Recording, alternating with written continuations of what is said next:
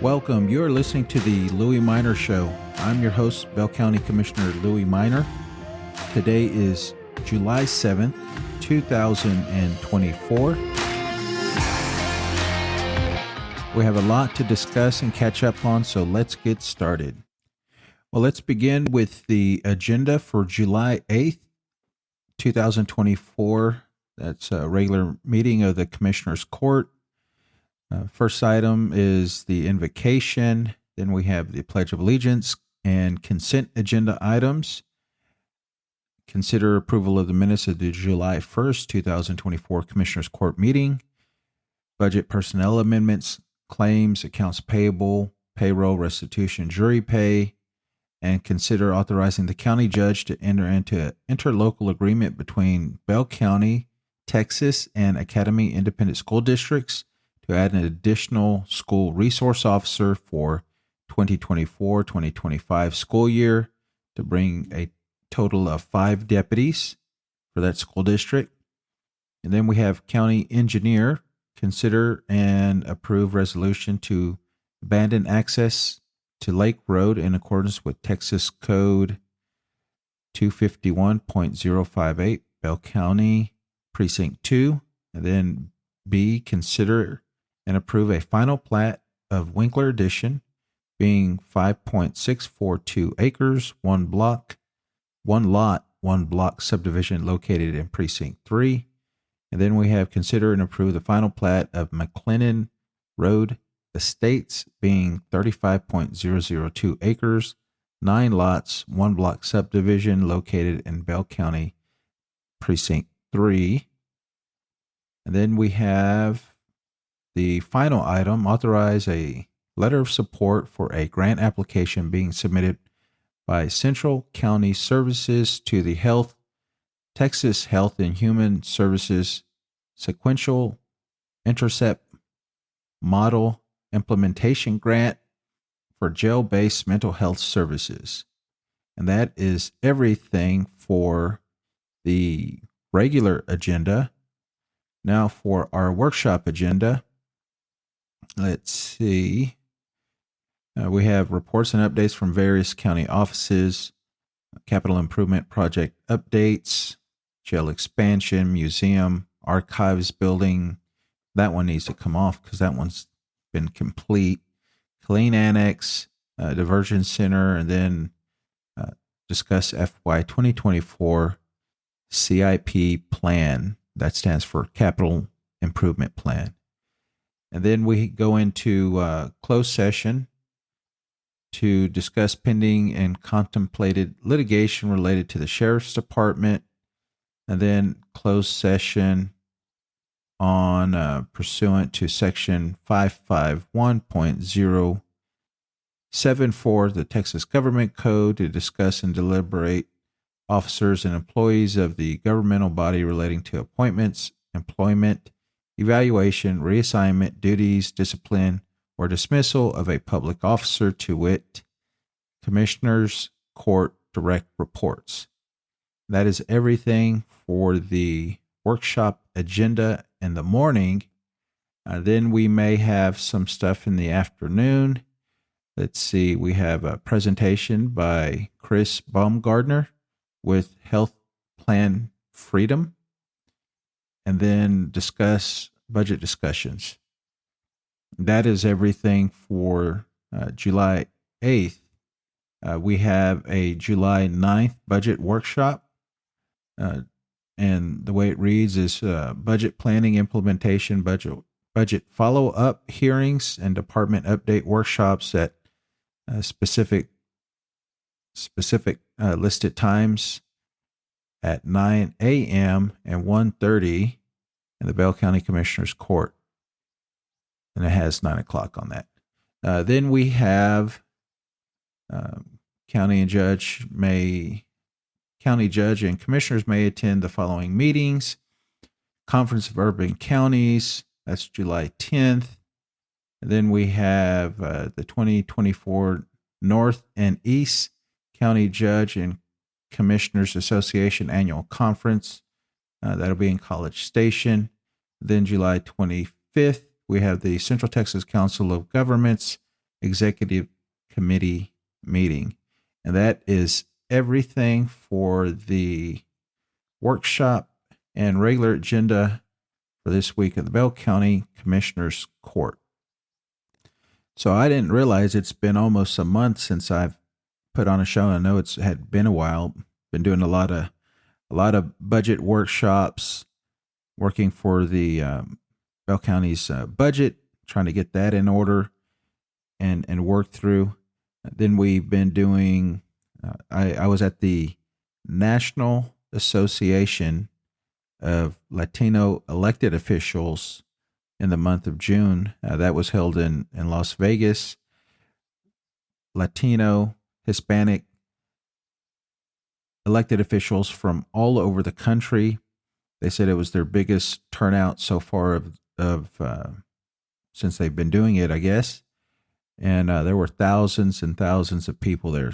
City council members, appointed officials, both at the state and federal level, and then obviously elected officials, also at the state and local levels. It was really, really good. It was really, I guess, my first time interacting with some elected officials here in the state. There seemed to be a lot of Dallas area people there that, I guess I've ran into some county commissioners from the Dallas area, but there were a lot of state reps and city council officials from the Dallas area. So it was great to network with them and talk to them. And this coming week, I'll be going to the National Association of Counties annual conference, and that'll be held in Tampa, Florida. So that'll be my first time in Florida. Last year's annual conference was in Austin, so didn't have to go very far for that one. But this one, it'll be in Tampa, and hopefully there won't be any hurricanes or tropical storms or anything like that in the area while I'm there. And speaking of hurricanes or tropical storms, we have one approaching Texas, Hurricane Beryl, and we'll be watching that one. I believe it's going to hit Texas. Everything shows that it's going to be hitting Texas. So it's going to be a rain event, I think, primarily for us. It's probably going to hit as a Category 1 or Category 2. I don't think there's any talk of it going to a major hurricane, but we'll definitely get rain out of it. And Bell County was listed in the disaster declaration area from what I read in the Killeen Daily Herald. So we'll be keeping an eye out on Hurricane Beryl.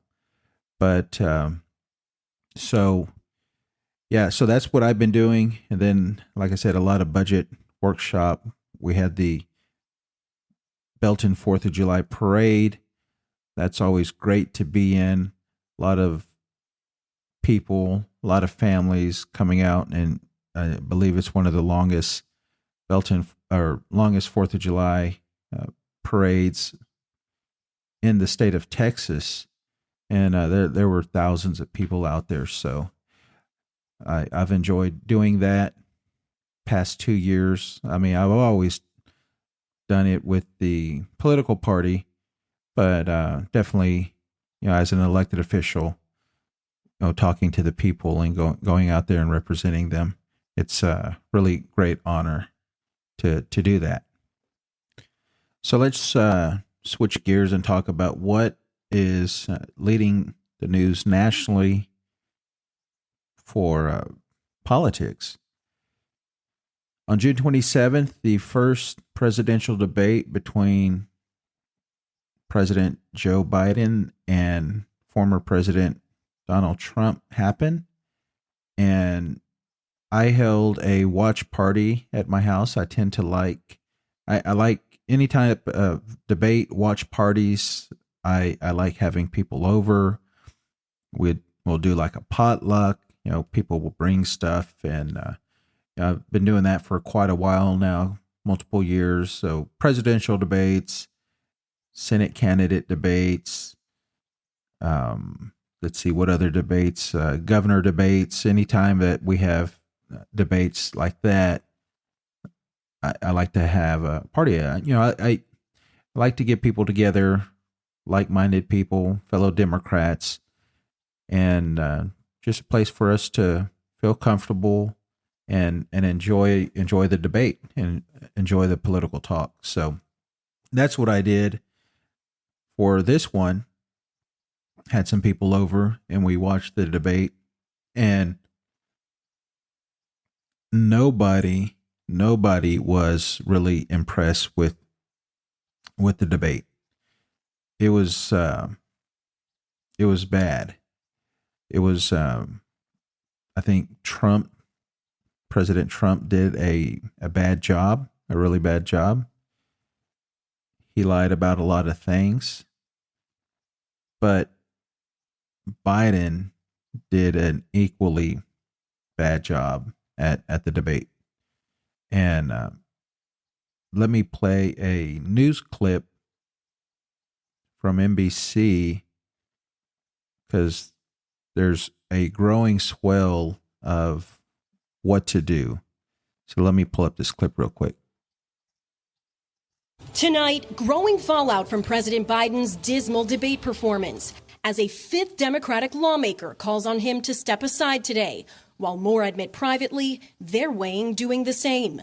I don't think anybody's more qualified to be president or win this race than me. A defiant President Biden trying to restore lost confidence among lawmakers, donors, and most importantly, voters in an exclusive sit-down with ABC News' George Stephanopoulos. Eligible for what I've been able to do with the with the COVID, with dealing with everything we have to do with. The president addressing his performance in that debate against former President Trump. It was a bad episode. No indication of any serious condition. Did you ever watch the debate afterwards? I don't think I did, no. Mr. Biden also refusing to commit to taking a cognitive test to ease voters' concerns about his mental fitness. No one said I had to. No one said, they said I'm good. I have a cognitive test every single day. Not only am I campaigning, but I'm running the world. The answer right now is no, you don't want to do that right now. No, I've already done it. President Biden downplaying recent polling. Do you really believe you're not behind right now? I think it's all the pollsters I talk to tell me it's a toss-up. As a new post-debate poll of 7 battleground states shows the 2024 race remains tight, but doubts over the future of the president's candidacy are only growing. You haven't seen the reports of discontent in the Democratic Party, House Democrats, Senate Democrats? I've seen it from the press. The president admitting he's spoken with at least 20 members of Congress since the debate. None of the people said I should leave them. But if they do? Well, it's like, they're not going to do that. Mr. Biden vowing nothing short of the divine would make him step aside. If the Lord Almighty came down and said, Joe, get out of the race, I'd get out of the race. The Lord Almighty's not coming down. And Allie joins us now from Wilmington, where the president is. And Allie, the public will be seeing a lot more of the president in the coming days, right? That's right, Gotti. The president will campaign in battleground Pennsylvania tomorrow, but a major opportunity for him to change the narrative, not only with voters, but also world leaders, will be next week at the NATO summit in Washington, where he'll answer reporters' questions at a press conference. And the Biden team is hoping a smooth performance there will help right the ship. Gotti? Ali Rafa, thank you. And the pressure on President Biden might get more intense in the days ahead, with key Democratic leaders in the House and Senate set to hold meetings about what to do next. Julie Sirkin covers Capitol Hill for us. And Julie, last night's interview hasn't really silenced his critics there, right? Yeah, that's right, Gotti. House Democratic leader Hakeem Jeffries will convene a virtual meeting with top Democrats tomorrow. It comes just as lawmakers prepare to return to the Capitol for the first time since President Biden's brutal debate performance. A source described the Sunday session unlike any other meeting. So it's likely that Biden's future as the leader of the party will be called into question. It all comes as some of Biden's allies in Congress are calling on him to exit the race. Officials tell me they expect the number to only rise 9 days after Biden faced off against Donald Trump. And it isn't just the House. High-ranking Senator Mark Warner is bringing together Democrats on Monday to decide if Biden has what it takes to beat Trump in November and carry the rest of the party to victory. Gotti? So there you heard the clip. A lot of concern in the Democratic Party based off of that debate performance. And, that concern is here in Bell County. It's here in Bell County. A lot of people are concerned about the president's ability to beat Donald Trump. There's a lot of stuff on the line. The Supreme Court ruled last week that a president has absolute immunity in official acts. So that reminds me of when Nixon and the whole Watergate scandal, I think there was a press interview or something something to that effect, but he made the comment, if the president does it, then it's not a crime. So that's pretty much what the Supreme Court just said. If the president does it, then it's not a crime. And then they said, if it's not an official act, then it's presumed to be immune. And then for unofficial acts, personal stuff, there's no immunity. But I don't think they gave a test, a guide to check to see if things would be considered official acts, unofficial acts, or personal acts. I don't think there's a test that the Supreme Court put out there. So that was one thing that scares me, scares a lot of people. I know Justice Sotomayor, she dissented. All the Democratic appointed justices dissented, but hers was pointed out as saying that with fear for democracy, I dissent, because now President can just say it's an official act and he's immune. And that would be a very long, lengthy process to figure out. And I don't know if the courts could act fast enough if there was a president that was hell-bent on doing illegal stuff, i.e. Donald Trump, who has been indicted 34 times. Civil liabilities that he cheated in his business. They got thrown out of New York. They can't do business in New York. Multiple billions and billions of dollars of liability.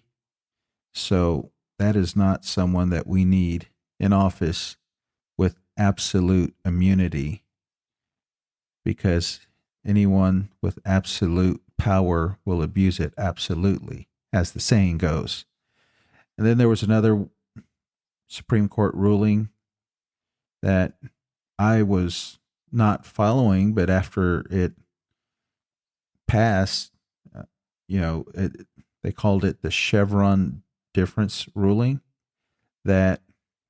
And I think it takes away powers from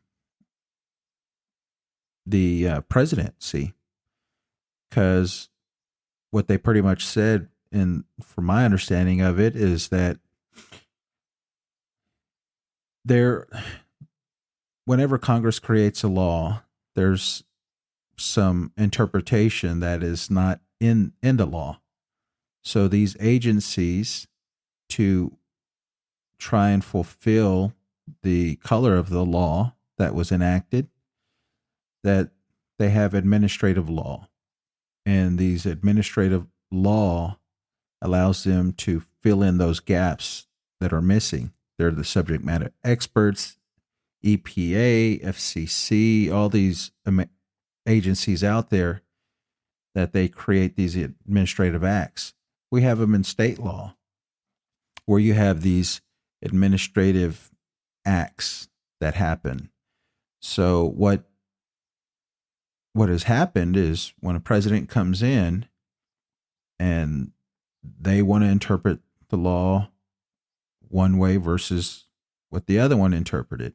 So anytime you have a lot of executive authority, these laws changing in the way these departments and branches of government, or not branches of government, but departments and cabinet level positions interpret things, so they do things differently, drastically different. So they're saying that they can no longer do that. The agencies, i.e. the president, so now that's going to I think it'll bog things down. Is it good? Well, I guess if you're looking through it for a political lens, maybe if it's not the party that you want in office making those decisions, you probably won't agree with it or disagree with it. So, some scary things that Supreme Court has done to enable a president to get away with things if they seem fit. So that's why this is very, very important. That's why a lot of people have been talking about, can President Biden beat Donald Trump now? And some of the polling, I guess, is kind of bumped back up, but like right after the debate, all the polling that was online looked bad. And it might have like kind of leveled, but it's not a good look. It was a bad debate, and there's supposed to be another debate scheduled. I'd be very surprised if either one of them wanted to do another debate. All Trump would have to do is keep replaying the first debate, and that's all you got to do. It tells its own story, and then Biden, I think, would be fearful of the same thing happening again. And then you'd have two bad debates versus just one out there, and that would be disastrous. So we have the conventions coming up. The Republican convention, I think, is coming up next week. And then in August, the Democratic convention is happening.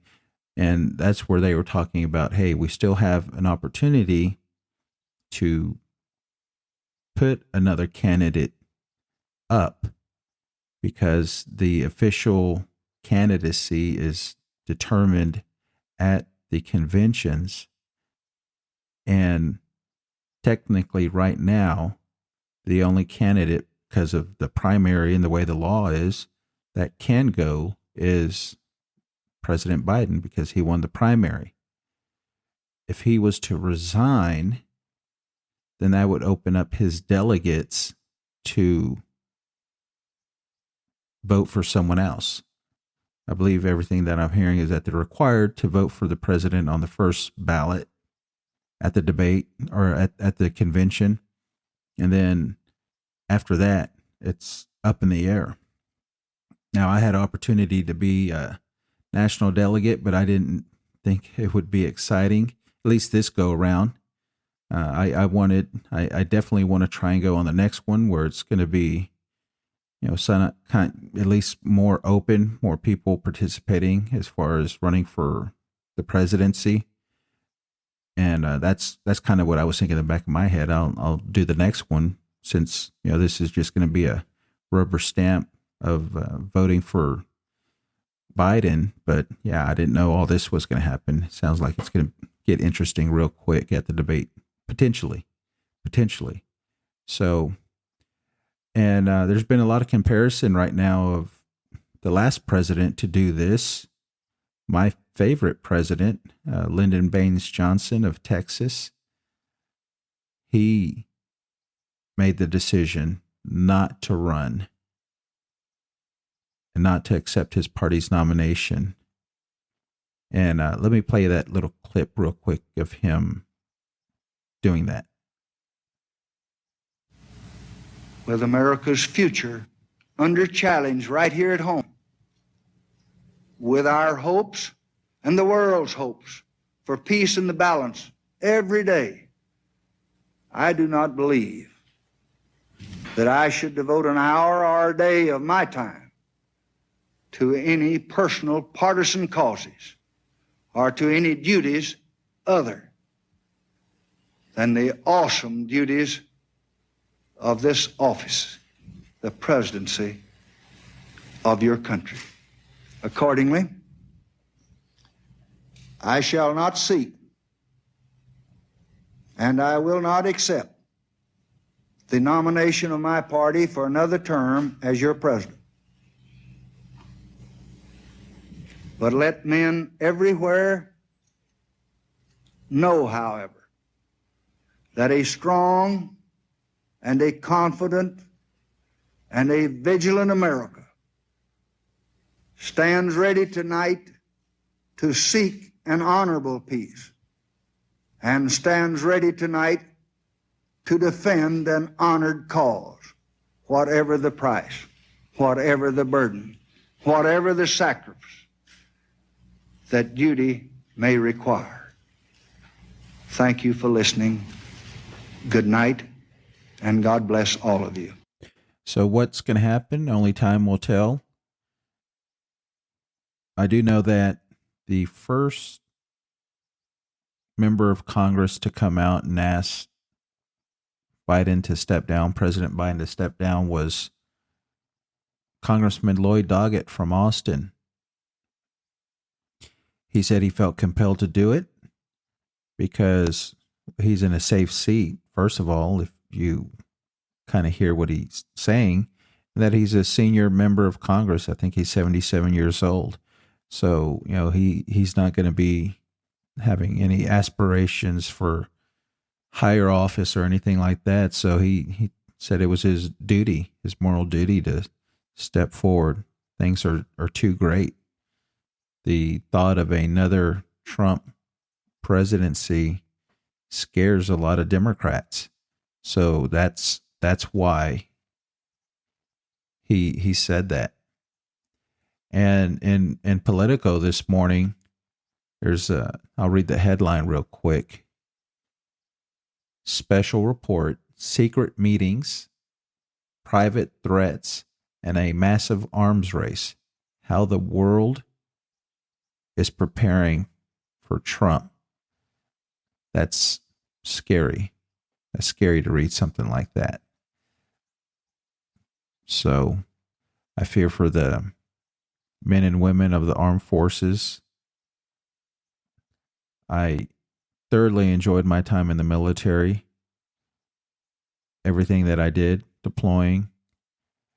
But I don't know if I would enjoy it under the first Trump presidency.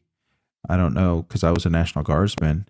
I don't know if I would have enjoyed serving in the National Guard under Greg Abbott. And I don't know what I would do under a second Trump presidency. Hopefully I would have been retired. But anyways, yeah, that some scary things. So elections matter. And that's why I got involved. Too much is on the line, and we have to do everything we can to get more people informed and educated of what's going to be on the ballot, and to vote for everyone up and down the ballot. But definitely who is in the presidency matters. Who is running Congress? Who's Speaker of the House? Who's the Senate leader? That ripples down to us at the state level and at the county level and at the city level. So go out and vote. Like I said, it's we have a lot to do. So it's quickly coming. November will be here before you know it. So we'll keep on working. There's a lot of great candidates here in Bell County. You know, we're doing some great things as far as working on a consolidated get out the vote strategy. There's a lot of interest in Bell County at the state level.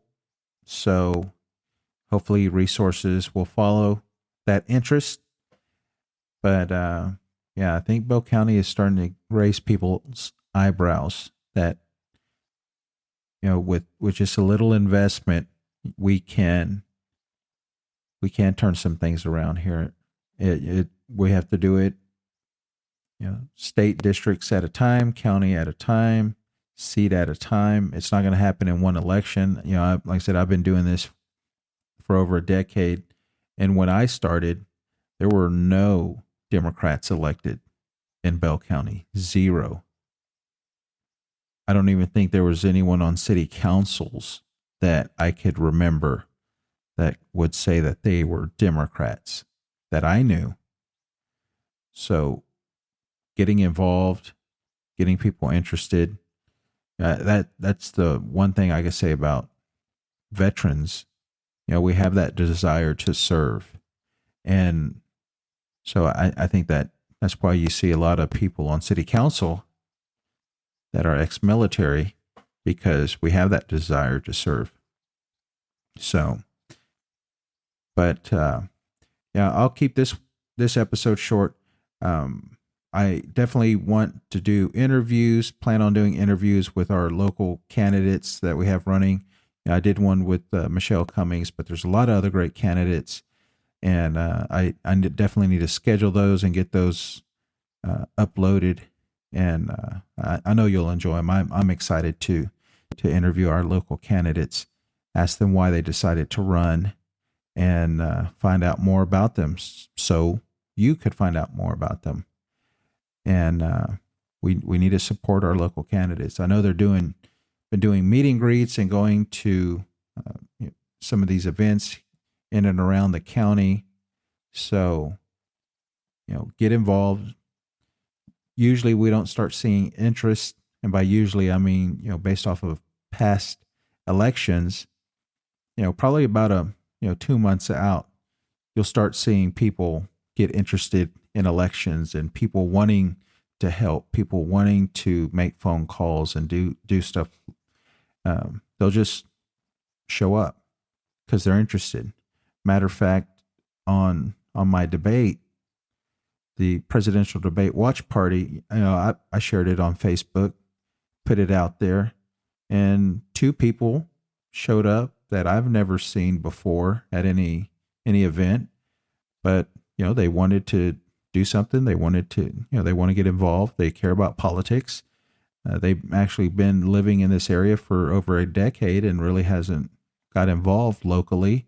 And they saw it and they showed up at the house, and I welcomed them in, and now we have some new Democrats, new friends. So it's things like that, you know, that, you know, once people realize, hey, I'm not the only Democrat out there. Sometimes you think that when you ride around and you see Trump flags everywhere. But yeah, there are a lot of Democrats here in Bell County. Actually, I believe there's more Democrats than Republicans, but we just don't vote locally, when probably statewide. But you know, we're aiming to change that. I think this election will make some big gains, and yeah, we'll keep working. So I will talk to y'all next week, and you know, I'll be coming to you out of Tampa, National Association of Counties, and we will talk to you later.